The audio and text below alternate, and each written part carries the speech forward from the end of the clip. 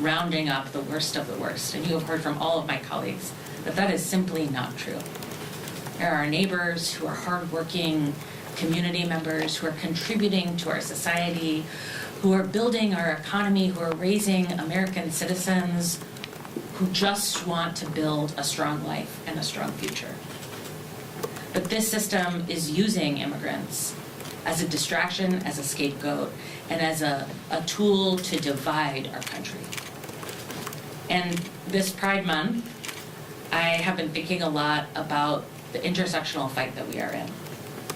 The work to protect the most marginalized, our immigrants, LGBTQ immigrants, communities who are easily pushed aside, and who this administration are over and over using as fodder in their war to consolidate power and control. And we will not stand for it. That's why we stand before you today, and why we'll continue to show up at detention centers and at protests and pride parades and every opportunity we have in district and around the country to stand with our immigrant neighbors and to fight for a better system, a system that invests money not in locking people up, but in processing, in ensuring that we have an immigration system that is humane and effective and doesn't create these long delays and allows us to build the America in whose promise we believe. I'm honored to be a member of the Congressional Hispanic Caucus and to serve alongside longtime immigration advocates like Congresswoman Jayapal and my fellow freshman, Congresswoman Dexter. I know that when we work together as members of Congress and with community, we are more powerful, and we are not giving up this fight. I'm now so honored to introduce Maxine Dexter, Congresswoman from Oregon.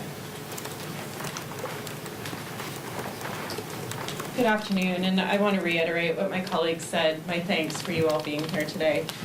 My name is Maxine Dexter. I'm a mother, a physician, and the very proud representative for Oregon's 3rd Congressional District.